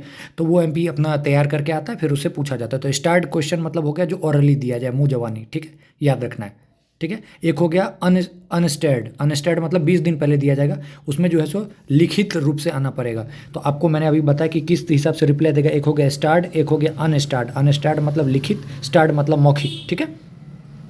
फिर शॉर्ट नोटिस हो गया 10 दिन पहले, जो अर्जेंट वगैरह कुछ इंपॉर्टेंस है तो उससे मिलता जुलता जो आएगा वो शॉर्ट नोटिस। तो एक आ गया स्टार्ट नोटिस, एक अनस्टार्ट नोटिस। स्टार्ट नोटिस में बोलिए मेरे साथ क्या है, ऑरली, ठीक है, orally, sorry, S for starred, O for orally, तो सॉरी, सॉरी ऐसे याद रखिए। अनस्टार्ट हो गया जो लिखित देना है, शॉर्ट नोटिस हो गया जो इंपॉर्टेंस वगैरह के हिसाब से। फिर एक वर्ड आता है जीरो आवर। जीरो आवर किसका कंसेप्ट है, तो इंडियन कंसेप्ट है। किसने दिया था, तो रवि रॉय ने। ये स्टेटमेंट बेस्ड क्वेश्चन में आ सकता है कि जीरो आवर जो है सो किया है, तो जीरो आवर कंसेप्ट जो है रवि रॉय ने दिया है, ठीक है। ये क्रूशियल मोमेंट इसको बोला है। एनसीईआरटी पढ़िएगा, एंड सॉरी लक्ष्मीकांत पढ़ेगा तो उसमें दिया गया it is called it is described as a crucial moment. मतलब किसी भी एक्शन शुरू होने से पहले जो होता है, मतलब एक time set for beginning of an attack. मतलब जब हाउस में एकदम क्या बोलते हैं उसको कि एकदम ज़बरदस्त वाला डिस्कशन होना होता है, तो उसी को मतलब शुरू होने से पहले उसी को बोला जाता है जीरो आवर। तो पूछा जाएगा ये कहाँ का कंसेप्ट है, तो इंडियन कंसेप्ट। किसने दिया था, तो रवि रॉय ने, ठीक है। इसके अंतर्गत स्टार्टिंग के जो 30 मिनट है वो 10 पीपल को दिया जाता है, 3-3 मिनट सबको बोलने के लिए, ठीक है। याद रखना है। और जो 30 मिनट है वो एजेंडा पे डिस्कशन होता है। जनरली 12 से 1 जो होता है वो जीरो आवर होता है, याद रखना है, ठीक है। ये भी आपको आज से पहले इतना बढ़िया से क्लियर कट नहीं पता था कि जीरो आवर कंसेप्ट इतना अच्छे से, ठीक है। तो 6 कंसेप्ट जो आपको अभी तक बिल्कुल नए होंगे, ठीक है। उसके बाद आता है मोशन एंड रिजोल्यूशन, ठीक है। तो मोशन वगैरह याद रखना है। मोशन से कोई भी चीज़ जो डिस्कस किया जाता है, जैसे पार्लियामेंट में कोई भी चीज़ को शुरू करना है तो कैसे डिस्कशन होगा, तो डिस्कशन स्टार्ट करने को ही बोलते हैं मोशन, ठीक है। और जो हाउस जो बाद में अपना ओपिनियन वगैरह देता है इसी को बोला जाता है रिजोल्यूशन, ठीक है। तो मोशन मतलब हुआ कि कोई भी मैटर को डिस्कस करना, that is known as motion. और अब कैसे जो है कोई भी हाउस मतलब लोकसभा या राज्यसभा अपना ओपिनियन को डिक्लेयर करेगा उसको कहते हैं रिजोल्यूशन, ठीक है। अब 3 टाइप का होता है, मोशन और रिजोल्यूशन, ठीक है। याद रखिएगा, बहुत इंपॉर्टेंट है। आज से पहले आपको कभी समझ में नहीं आया होगा, आज समझ में भी आएगा, नाम भी आपने सुना नहीं होगा, मतलब इतना क्लियरली अभी मैं आपको एक एक करके बता रहा हूँ, ठीक है। अब सबसे इंपॉर्टेंट चीज़ क्या है कि मोशन और रिजोल्यूशन की, कि इसको private member as well as minister दोनों कर सकते हैं। तो बहुत इंपॉर्टेंट चीज़ है, motion and resolution can be, क्या लिखा है, can be moved by private members as well as minister. तो बहुत इंपॉर्टेंट, इसको स्टार मार्क कीजिए। दूसरी बात, अब 3 टाइप का होता है, एक हो गया सब्सटेंटिव, एक हो गया सब्सटीट्यूट, एक हो गया सब्सिडियरी। क्लियर है। अब सब्सिडियरी को बाद में एंसिलरी, सब सुपर सीडिंग और अमेंडमेंट इसमें डिवाइड किया जाता है। तो सबसे पहले कितने टाइप के मोशन, सब्सटेंटिव, पहले नाम बोलिए, सब्सटेंटिव, सब्सटीट्यूट, सब्सिडियरी, ठीक है। पहला कौन सा, सब्सटेंटिव, सब्सटीट्यूट, सब्सिडियरी। आप ही से बात कर रहा हूँ, आप ही को बोल रहा हूँ, बोलिए एक बार, सब्सटेंसिव, सब्सटीट्यूट, सब्सिडियरी। अभी तक क्वेश्चन आया नहीं है, यूपीएससी में आया क्वेश्चन और अच्छे अच्छे लोगों की वाट लग गई थी उस बार, तो इसलिए याद रखिए। मोशन कितने टाइप का, substantive, substitute, subsidiary. Last time बोलिए, substantive, substitute, subsidiary, substantive, substitute, subsidiary, ठीक है। और सब्सिडियरी को बाद में डिवाइड किया गया। अब आइए मतलब देखते हैं क्या है एक एक करके। सब्सटेंटिव मोशन क्या है, सब्सटेंटिव मोशन जब कोई भी मोशन है उसके में सारा डिटेल्स इसी में दिया रहे, ठीक है। कोई भी मोशन स्टार्ट किया गया और उसमें आपको सब डिटेल दिया रहे, सेल्फ कंटेन इंडिपेंडेंट प्रोपोजल, जिसके में सारा डिटेल दिया रहे। तो जैसे जैसे जैसे प्रेसिडेंट रिमूवल का, ठीक है। तो इस टाइप के जो उसको बोलते हैं सब्सटेंटिव मोशन, ठीक है। याद रहिएगा, आप कैसे याद रखिएगा ट्रिक से, सब डिटेल दिया है तो सब्सटेंटिव, खत्म, ठीक है। सब्सटीट्यूट मोशन दूसरा, सब्सटीट्यूट आपको पता है क्या होता है, जैसे एक खिलाड़ी खेल रहा है उसको चोट लगी तो इसी के जगह पर दूसरा आ गया, मतलब ओरिजिनल है, ठीक है, उसी से मिलता जुलता, ठीक है। सब्सटीट्यूट मोशन हो गया, motion moved in the substitution of the original motion, मतलब ओरिजिनल था उसके मतलब उसको कंसिडर किया गया, लेकिन उसके जगह पर जो दूसरा मोशन आ गया, ओरिजिनल के जगह पर जो मोशन आ गया, that is known as substitute. तो सब्सटेंशियल मतलब क्या हो गया कि जिसके में सब कुछ आपको है, ओरिजिनल चीज़ है, इसके ओरिजिनल के जगह कोई उससे मिलता जुलता चीज़ आ गया, that is known as substitute motion, ठीक है। सब्सटेंटिव सब्सटीट्यूट हो गया होगा क्लियर। तीसरा आ गया सब्सिडियरी मोशन, मतलब ये डिपेंड करेगा, ठीक है, ये डिपेंड करेगा कि किस टाइप का मोशन जो है वो मतलब हाउस वगैरह में चल रहा है, ठीक है। मतलब रेगुलर टाइप से, अब इसलिए इसको जो है सो बाद में जो है 2 पार्ट में बांट दिया गया। मतलब देखिए, उसमें एक में क्या था कि ओरिजिनली सब कुछ आपको दिया हुआ है, ठीक है, सब कुछ एक किताब है, इस किताब में सब कुछ दिया है, तो ये किस टाइप का हो गया, सब्सटेंटिव, ठीक है। दूसरा हो गया सब्सटीट्यूट, सब्सटीट्यूट मतलब इसी के जैसा मिलता जुलता, that is known as substitute. Subsidiary क्या हो गया कि डिपेंड करेगा कि किस टाइप का प्रोसीडिंग कैसे हाउस में चल रहा है, जैसे एंसिलरी, ठीक है, रेगुलर तरीके से जो चल रहा है वो क्या हो गया, एंसिलरी। सुपरसीडिंग हो गया, ठीक है, डिबेट वगैरह हो रहा है, ठीक है, एक से दूसरे पर क्वेश्चन पूछा जा रहा है, एक क्वेश्चन दूसरे पर टाला जा रहा है, that is known as superseding, कहते हैं ना सुपरसीड, एक से दूसरे पे। और तीसरा होता है अमेंडमेंट, ये तो हो गया जो नया क्वेश्चन वगैरह से रिलेटेड, ठीक है, न्यू प्रोसेस ऑफ क्वेश्चन। तो उम्मीद करूंगा कि ये तीनों समझ में आया। फिर से बोल देता हूँ, सब्सटेंटिव मोशन मतलब क्या हो गया, जिसमें सब कुछ सारा डिटेल आपको पता है। सब्सटीट्यूट मतलब ओरिजिनल को जो है सो रिप्लेस कर दिया गया, सब्सटीट्यूट कर दिया गया। तीसरा सब्सिडरी मतलब जो चल रहा है मोशन जिस टाइप का, जैसे एंसिलरी हो गया, रेगुलर टाइप से जो चल रहा है। सुपरसीडिंग, एक क्वेश्चन पूछा गया, इसी के जगह पर दूसरा क्वेश्चन आ गया, मतलब डिबेट चल रहा है, एक से दूसरे, दूसरे से तीसरे, एक दूसरे पर फेंका जा रहा है। क्लियर कट, समझ में आ गया। अब हम लोग आज के लास्ट टॉपिक पे चल, बिल्स वगैरह पे। तो आपको पता होगा कि ऑर्डिनरी बिल होता है, कॉन्स्टिट्यूशनल अमेंडमेंट बिल होता है, फाइनेंशियल बिल होता है, ये सब चीज़ आपको बहुत अच्छे से पता होगा। ठीक है, तो इसमें ऑर्डिनरी बिल जो होता है, ऑर्डिनरी बिल क्या होता है, यूनियन में भी होता है और कंकरेंट लिस्ट में भी होता है। यूनियन मतलब हो गया जो सेंटर का लिस्ट, एक हो गया स्टेट का लिस्ट, और एक हो गया जिसमें दोनों में जो आ गया उसको कहते हैं कंकरेंट लिस्ट। ठीक है, तो बोला गया ऑर्डिनरी बिल जो है सो किसी भी हाउस में जाया जा सकता है। ठीक है, लोकसभा में भी, राज्यसभा में भी, और किसी टाइप का कंट्राडिक्शन हुआ तो ज्वाइंट सीटिंग पॉसिबल है इस पर। ज्वाइंट सीटिंग का जो आर्टिकल है वो क्या होता है, तो आर्टिकल 108। कॉन्स्टिट्यूशनल अमेंडमेंट बिल के बारे में आपको पता है कि इंट्रोडक्शन किसी भी हाउस में हो सकता है, लेकिन पास जो होगा वो स्पेशल मेजोरिटी से होगा। ठीक है, इसमें किसी टाइप का ज्वाइंट सीटिंग नहीं होगा। और आपको मैंने बताया था कि प्रेसिडेंट के पास अगर ये क्वेश्चन आ गया कि कॉन्स्टिट्यूशनल अमेंडमेंट बिल है, तो उसके पास एक ही चारा है कि इसको यस बोलेगा। ठीक है, तो कॉन्स्टिट्यूशनल अमेंडमेंट बिल में मैंने आपको क्या बोला, ये किसी भी हाउस में इंट्रोड्यूस किया जाएगा, लेकिन इसमें ज्वाइंट सीटिंग वो नहीं है, इसका प्रावधान नहीं है। अब आ जाता है मनी बिल। मनी बिल आपको आर्टिकल 110 में आ गया। मनी बिल का सबसे खास बात, स्टार मार्क कीजिए, कॉपी में लिखना शुरू कीजिए, आप ही को बोल रहा हूँ, लिखिए। इट कैन बी इंट्रोड्यूस्ड, मतलब इसको खाली लोकसभा में ही पारित किया जा सकता है। प्रस्ताव इसको लोकसभा में ही, नॉट इन राज्यसभा। राज्यसभा लिख के बरका काट दीजिए ऐसे करके, राज्यसभा में नहीं, ओनली इन लोकसभा। ठीक है, money bill can be introduced in only in Lok Sabha. ठीक है, राइट, बस इतना याद रखिए। ठीक है, और राज्यसभा के पास कोई इसके पास राइट नहीं है कि इसको जो है सो रिजेक्ट वगैरह कर सकता है। तो मनी बिल में पूरा पावर किसके पास है, लोकसभा के पास। इंपॉर्टेंट है, स्टार मार्क कीजिए, लिख लीजिए। ठीक है, फिर मनी बिल जो है so only in Lok Sabha, article 110 के अंतर्गत होता है। ठीक है, ये सब मनी बिल का है, बेसिक चीज़ है। ये बोरिंग वगैरह जो मनी सब लेता है, एकदम बेसिक चीज़ है, नॉर्मल, कुछ ऐसा कुछ लिखा हुआ नहीं है। आप इसको रोक के देख सकते हैं, कुछ ऐसा भी नहीं है। ठीक है, इसको आप देख सकते हैं। ठीक है, आप देखिए कोई भी बिल कैसे पास होता है, इसके बारे में मैं आपको बता रहा हूँ। कोई भी एक बिल है, ठीक है, XYZ मनी नाम का बिल है, उसको किसी भी हाउस में इंट्रोड्यूस किया गया। ये भी आप 7वां नंबर कंसेप्ट, जो कि आपको इतने अच्छे से क्लियर नहीं था, ये बोलिएगा कमेंट में जरूर कि हाँ भाई सही बोल रहे हो। XYZ बिल था, इसको किसी भी हाउस में लाया गया, लोअर हाउस या अपर हाउस, वहाँ पर जो है स्टैंडिंग कमेटी इसको बढ़िया से देखेगी। ठीक है, बोलेगी चलो ठीक है, अब इसको हम कंसिडर करते हैं। फिर इसको कंसिडर वगैरह किया, पास किया। अब क्लॉज बाय क्लॉज उसका एक एक चीज़ को पढ़ा जा रहा है, मतलब डिस्कस किया जा रहा है। उसके बाद अमेंडमेंट होगा कि हाँ ठीक है कि नहीं, उसके बाद वोटिंग होगा। वोटिंग स्टार्ट हुआ, अब उसके बाद फाइनल वोटिंग देखा जाएगा कि ठीक है कि नहीं। अगर वोटिंग मिल गया, यस हो गया, तो प्रेसिडेंट का एसेंट आएगा, गजट में हो जाएगा और रूल बन जाएगा। तो उम्मीद करता हूँ कि ये चीज़ आपको समझ में आया होगा कि कैसे जो है आपका बिल बनता है। ठीक है, ये चीज़ को आपको दिमाग में रखने की ज़रूरत है। ठीक है, अब यहाँ पे मैं ले आया हूँ एक साथ मनी बिल आर्टिकल 110। ठीक है, मनी बिल को only in Lok Sabha. Financial bill 117 है। ठीक है, ये भी इंट्रोड्यूस ओनली इन लोकसभा। देखिए फाइनेंशियल बिल दो टाइप का है, बिल 1 बिल 2। बिल 1 में क्या, ओनली फाइनेंशियल बिल है। ठीक है, 110 से मिलता जुलता, ठीक है, जो चीज़ नहीं है, ठीक है, जनरल मैटर्स वगैरह से रिलेटेड है, याद रखिएगा। इसके में पूरे तरीके से सब कुछ मिलजुल जाता है फाइनेंशियल बिल टाइप 2 में। तो याद रखिएगा, मनी बिल हो चाहे फाइनेंशियल बिल 1 117 है कि ये दोनों ओनली इन लोकसभा। ठीक है, इसको राज्यसभा में इसका कोई पावर नहीं है, याद रखिएगा, इंपॉर्टेंट है। और मनी बिल में आपको मैंने बता ही दिया, किसी भी टाइप का no joint sitting, no joint sitting. Joint sitting हमने कहाँ से लिया है, तो ऑस्ट्रेलिया से लिया है। ठीक है, अच्छे से समझ में आ रहा होगा। ठीक है, मनी बिल कैसे पास होता है, तो लोकसभा से ओरिजिनेट हुआ। ठीक है, ओरिजिनेट हुआ मनी बिल कॉल्ड व्हेन, जब स्पीकर इसको सर्टिफिकेट दे देगा, राज्यसभा में गया, 14 दिन का टाइम दिया गया डिस्कशन के लिए। कुछ ये कर तो नहीं सकता है, इसके पास कोई पावर तो होता नहीं है, बस खाली पास कर देगा। ठीक है, तो ज़्यादा से ज़्यादा 14 दिन रखेगा। तो वही चीज़ बोलता है मनी बिल कैसे पास होता है, देख लीजिए। अब इसका एग्जाम हुआ क्या था, 2015 में क्या होता कि बीजेपी के पास ना राज्यसभा में कोई मेजोरिटी नहीं थी, तो उन्होंने ना आधार बिल को ना मनी बिल कह के जो है सो पास कर दिया था। ये गलत किया था उन्होंने, आधार बिल जो पास हुआ तो मनी बिल कह के पास कर दिया था, क्योंकि राज्यसभा के पास कोई पावर नहीं था, तो बिल पास हो गया। अब शशि थरूर ने इसको कोर्ट में चैलेंज कर दिया, तो बाद में उसके बाद सुप्रीम कोर्ट में बोला कि आधार जो था ये मनी बिल नहीं था, लेकिन आप लोगों ने इसको पास कर दिया, तो ये तो ठीक है, लेकिन अगली बार से जो बिना जुडिशियल रिव्यू के काम नहीं होगा, इसको चेक किया जाएगा। तो इसीलिए उसी के बाद जो है स्पीकर प्लस जुडिशियल रिव्यू पास किया गया। ठीक है, तो याद रखिएगा, ये बीजेपी ने 2015 में कांड किया था।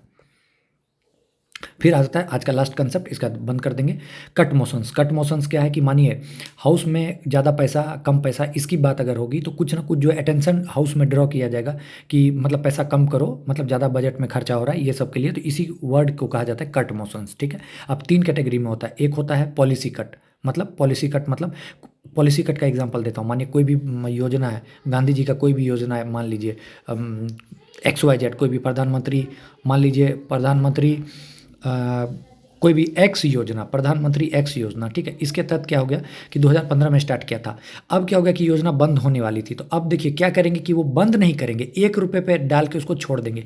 1 रुपये डाल के इसलिए छोड़ देंगे ताकि अगर उसको बंद कर देंगे तो फिर से जो स्टार्ट कल को करना पड़े, तो जो फिर से पैसा खर्चा होगा फालतू। 1 रुपये में छोड़ दिया, बस कुछ नहीं करना, अगली बार उसमें बजट देना है। तो अगर 1 रुपये पे ला के छोड़ दिया, that is known as policy cut, ठीक है। इकोनॉमिक कट हो गया कि कोई स्पेशल पैसा से, जैसे पिछली बार 1000 करोड़ दिया गया, इस बार 50 करोड़ दिया गया, तो कुछ पर्टिकुलरली पैसा से कम कर दिया, that is known as economic cut. तीसरा आता है टोकन कट, 100 रुपये, पिछली बार 900 रुपये दिया तो इस बार 800 रुपये दिया। तो 3 टाइप के कट होते हैं कट मोशन। पहला आ गया पॉलिसी कट, पॉलिसी कट 1 रुपये पे ले गया गया योजना को। दूसरा इकोनॉमिक कट, पार्टिकुलरली पैसे से कम किया गया। तीसरा टोकन कट 100 रुपये। तो ये तीनों में आपको दे देगा मैच द फॉलोइंग, एक में 1 रुपये, एक में 100 रुपये, एक में स्पेसिफिक अमाउंट। तो बस आपको समझ में आ जाना चाहिए, ठीक है। ये प्रॉपर कंडीशन इसको फॉलो करेगा तभी जो है सो ये कहलाएगा क्या, अगर ये प्रॉपर कंडीशन को फॉलो करेगा तभी ये कट मोशन कहलाएगा। क्या होगा तो ये डिमांड वगैरह के बारे में बोला, कुछ बेसिक है, ऐसा कुछ नहीं, आपको कट मोशन समझ में आ गया होगा। इसके बाद वाला चीज़ हम लोगों ने, ये जो मेजोरिटी है हम लोगों ने कर लिया होगा। तो उम्मीद करता हूँ कि आपको बहुत अच्छे से समझ में आया होगा। तो सभी को बहुत बहुत शुभकामनाएं, ठीक है, लेक्चर देखने के लिए। और मैं यही दुआ करूँगा, अगर आप मेरी बात सुन रहे हैं तो प्लीज़ कॉपी कलम से इसको लिख लीजिएगा। PDF करके कोई फ़ायदा नहीं है, दुनिया में हज़ारों PDF है। जब तक आप खुद से नहीं लिखिएगा, आपको कोई दुनिया का मास्टर पढ़ा नहीं सकता है, कोई आपको मतलब याद नहीं करा सकता। खुद से लिखिए, खुद से देखिए। मैंने बहुत सिंपल लैंग्वेज में पढ़ाने की बात की है। और अगर आपको वीडियो पसंद आया होगा तो बिल्कुल आप इसको अच्छे से बस ये मान कर लिखें कि मेरा बड़ा भाई बता रहा है या मेरा छोटा भाई पढ़ा रहा है, मैं इसको लिख के जो है सो अच्छे से देख लूँ ताकि मुझे याद हो जाए बस, ठीक है। All the best, thank you, God bless you.